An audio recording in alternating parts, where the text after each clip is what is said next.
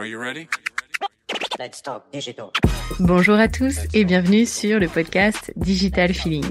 Je suis Elodie Chenol et j'accompagne les CEO à travailler leur personal branding et celui de leur marque grâce au digital.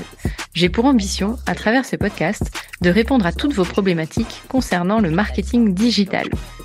Pour cela, si vous avez une question, rien de plus simple, vous m'envoyez un message sur LinkedIn en privé et j'y réponds lors d'un épisode.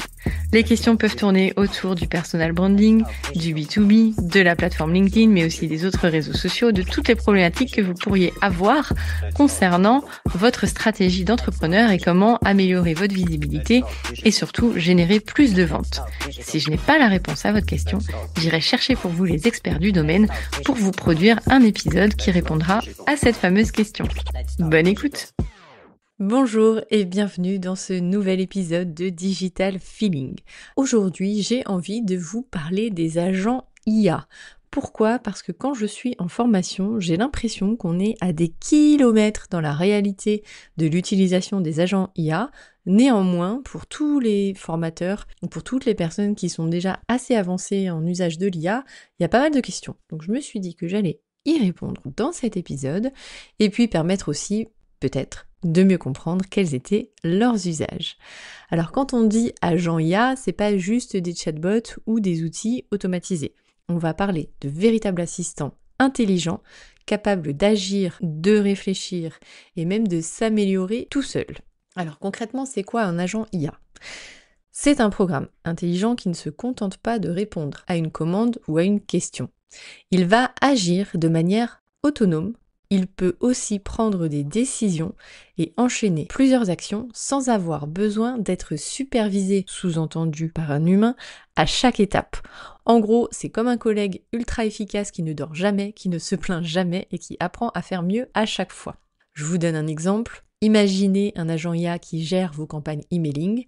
Eh bien, il va segmenter la base de données, écrit les messages, les envoie, observe les résultats et ajuste les prochaines campagnes tout seul. Alors il y a des démonstrations qui ont été faites par Shubham Sharma pour le Computer Use d'Anthropic, qui était un agent IA assez puissant, dans lequel on va évidemment lui donner des instructions très complètes afin qu'il réalise des tâches. Sa force, c'est qu'il peut interagir avec plusieurs autres IA, en fait c'est comme s'il y avait une IA manager et plusieurs IA qui travaillaient avec lui et qui lui permettaient de réaliser des tâches, plusieurs tâches pour obtenir un résultat final. Alors concrètement, un agent IA, ça s'appuie sur plusieurs briques technologiques. Il perçoit ce qui se passe via des données, des clics, des textes, etc. Il décide de faire ce qu'il faut faire, bien évidemment, après avoir eu un prompt et des instructions très claires et détaillées de la part du donneur d'ordre. Il agit ensuite en envoyant un message, remplit un tableau, lance une publicité. Dans l'exemple donné par Shubham, il lui demandait de faire un comparatif des meilleures destinations en fonction de son budget pour partir en vacances. Et en fait, le Computer Use, donc l'agent IA, prenait possession de son ordinateur, allait sur Internet, faisait un comparatif, ouvrait un tableau Excel, entrait directement les sommes et les formules, ça c'était assez impressionnant, pour ensuite lui faire une recommandation. Donc ça peut être assez fou et ça dépend vraiment de combien d'agents d'IA vous avez et la tâche qu'il doit réaliser. Un autre exemple qui peut être aussi intéressant, c'est un documentaire qui avait été fait sur YouTube qui s'appelle Les Trombones, il me semble, qui montrait en fait quand une IA avait un objectif, eh bien elle fait tout pour l'atteindre, sans oublier que l'IA n'a pas d'éthique. Même si elle réfléchit, donc c'est-à-dire elle va chercher la meilleure façon de répondre à cet objectif, et donc pas une réflexion comme on l'entendrait pour un être humain, c'est assez troublant de voir à quel point en fait une IA est prête à tout pour atteindre son objectif et même à se reprogrammer. Néanmoins, l'idée de cet épisode n'est pas de vous faire peur, mais de vous montrer bien au contraire tout ce qu'il est possible de faire avec des agents IA, et notamment dans le marketing et la communication. Donc une fois qu'on lui a donné ses instructions, il va apprendre, puisqu'on est sur du machine et du deep learning. Alors il apprend, et plus il va travailler, plus il va devenir pertinent. En fait, il va s'entraîner, il va comprendre en fonction des feedbacks qu'on lui aura donnés, et c'est comme ça qu'il va pouvoir devenir de plus en plus pertinent. Alors on est loin du simple automatisme, puisque l'agent s'adapte, peut gérer des imprévus, et même alerter quand quelque chose ne va pas. Pour vous donner des applications en marketing et en communication, voici quelques exemples. Prospection intelligente, donc un agent IA va chercher des contacts intéressants. Évidemment, vous lui avez défini qu'est-ce qu'était un contact intéressant. Il lui écrit un email personnalisé, il suit les réponses et relance automatiquement. Vous l'avez souvent d'ailleurs peut-être sur LinkedIn, on le voit assez rapidement quand c'est un agent IA qui nous écrit et que le message n'est absolument pas personnalisé ou humanisé. Donc je ne suis pas convaincue de cette méthode, mais si pour vous c'est la quantité plutôt que la qualité, alors vous pouvez utiliser des agents IA. La création de contenu, donc là un agent IA peut générer des posts LinkedIn, des idées newsletter ou même des scripts de vidéos. L'analyse concurrentielle, on va pouvoir voir ce que fait la concurrence, être alerté sur les mouvements clés et proposer des réactions. Un support client automatisé, donc là en lien direct avec les équipes com, l'agent répond aux questions, redirige vers les bons interlocuteurs et apprend de chaque échange, ou encore un pilotage de campagne, donc certains ajustent automatiquement les visuels, les audiences et les budgets en fonction des résultats. On est un peu dans la Rolls-Royce de ce que pourrait faire un agent IA. C'est vrai qu'aujourd'hui, quand on parle d'automatisation, on va utiliser un tiers comme Make ou Zapier, et en gros, on va dire telle appli parle à telle appli en fonction de tel scénario. Alors ça demande tout de même une gymnastique intellectuelle assez importante, puisqu'il faut se projeter dans différents scénarios, et il faut projeter des chemins, des schémas qu'on va donner à la machine. Donc là, en l'occurrence, l'automatisation, on va plugger différentes applications ensemble et ça demande parfois d'aller chercher des clés API. Alors là, c'est pas tout à fait quelque chose qu'on fait naturellement dans le marketing ou la com, c'est plutôt les développeurs, mais c'est une clé qui va vous permettre de plugger votre IA à votre automatisation, au fait qu'elles se parlent ensemble.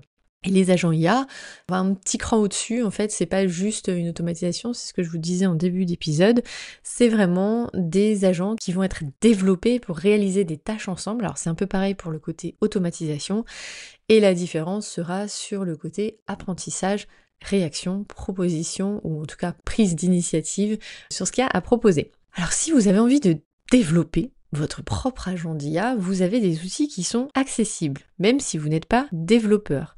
Néanmoins, gardez en tête qu'il faut avoir cette réflexion de comment je crée ce scénario, qu'est-ce que j'attends, etc. Donc moi je vous conseille de vous poser sur une feuille blanche, de l'écrire et ensuite de le mettre dans l'outil d'agent IA que vous aurez choisi. Alors ce sont des agents IA qui sont proposés par ChatGPT, je ne les ai pas testés, mais certains ont vraiment fait du bruit. D'ailleurs il n'est pas proposé par Chat, mais il y a N8N qui a fait pas mal de bruit pour réaliser des agents IA. Et dans ceux qui sont proposés par ChatGPT, on a Hyperwrite AI Agent pour automatiser des tâches comme la rédaction, les mails ou les recherches. Replicant, alors celui-là j'en avais entendu parler, pour créer des agents qui agissent sur le web, comme réserver des créneaux ou remplir des formulaires. Le cas type, ça pourrait être j'ai besoin de prendre rendez-vous chez le médecin, il connaît déjà le numéro de téléphone du médecin, il sait déjà, il peut se plugger à votre agenda, et en fait, il va aller tout seul, comme un grand, prendre le rendez-vous sur Doctolib, au créneau où vous êtes disponible, chez votre médecin, par exemple. Là, j'ai pris un usage perso parce que c'est ce qu'il y avait de plus parlant. Ensuite, on a Crew AI, Long Chain Agent, qui sont des outils un petit peu plus techniques et qui permettent de concevoir des agents sur mesure. D'ailleurs, je vais insister sur ce point. Pour moi, développer des agents IA, il faut quand même savoir coder un peu. Je sais que c'est accessible en no-code. Je sais que tout le monde veut même faire ses automatisations, etc. Néanmoins, si on a besoin d'aller plus vite ou d'aller plus loin, il faut quand même savoir comment coder ou pouvoir coder pour pouvoir un agent qui fasse exactement ce qu'on souhaite. Ou se faire accompagner par quelqu'un dont c'est le métier, mais moi voilà, ma recommandation c'est soit vous savez coder et ça peut être un plus, soit vous pouvez faire appel à un pro qui pourra vous aider à aller plus loin que juste des plug and play pour avoir des agents IA finalement qui soient vraiment très pertinents pour vous. Et évidemment, le dernier, OpenAI Assistant API, pour ceux qui veulent intégrer ça directement dans leurs produits ou outils maison. C'est la fameuse clé API qu'on va pouvoir plugger aux outils qu'on a, sachant qu'il faut qu'ils soient évidemment compatibles. Alors il y a tout de même des limites, outre le fait que de savoir développer c'est quand même un plus. Donc les agents IA, évidemment, comme toute technologie, ne sont pas magiques, il faut les configurer, les surveiller, un minimum tout de même, et garder le contrôle de ce qu'ils font. Donc il y a aussi des questions d'éthique, de transparence, comme notamment l'agent qui interagit avec des humains. Alors quelques exemples de précautions, toujours valider les contenus critiques comme le branding ou la légalité, informer les clients qu'ils interagissent avec une IA, ça c'est très important pour 1, peut-être les préparer psychologiquement. 2, éviter les énervements. Et 3, pouvoir anticiper, pouvoir surveiller et pouvoir surtout s'excuser, on ne sait jamais, de ce que pourrait proposer cet outil. Alors normalement, ce sont des outils qui sont très bien paramétrés et qui réalisent bien le travail, mais on n'est pas à l'abri d'une hallucination, on n'est pas à l'abri d'apporter une réponse qui soit pas tout à fait pertinente. Il vaut mieux être transparent pour éviter tout désagrément après. Et autre exemple de précaution, évidemment, suivre les résultats pour éviter les dérapages. J'espère que cet épisode vous a apporté plus de précision sur ce qu'est un agent IA, ce qu'on peut faire avec et les précautions à prendre. Moi, je vous conseille, et je le répète, de se faire accompagner de professionnels. Il y en a qui sont très forts et qui vont faire des tutos, il n'y a pas de souci. Vous pouvez développer votre agent IA si vous voulez aller plus loin et avoir plus de personnalisation. Faites-vous accompagner par une personne qui sait coder et qui pourra vous aider à avoir un agent IA vraiment sur mesure. Le bémol que je vois dans les entreprises que je peux accompagner, c'est que pour avoir des agents IA, comme on l'a vu dans l'épisode, il faut les plugger avec des API dans des outils existants, des outils qui sont sécurisés par l'IT notamment. Et donc c'est assez difficile de plugger une IA ouverte, open source pour certaines, dans un environnement fermé et sécurisé. Je serais curieuse d'avoir vos retours là-dessus parce que c'est quelque chose qui m'intrigue et qui m'intéresse. Il y a vraiment deux sons de cloche. Il y a les agents IA partout et la réalité du marché que je peux voir constamment qui est soyons prudents, utilisons des IA sécurisés puisqu'évidemment tout le monde ne peut pas développer son propre outil d'IA. Ça demanderait un budget phénoménal et aujourd'hui on a des outils qui nous permettent d'avoir un entre-deux.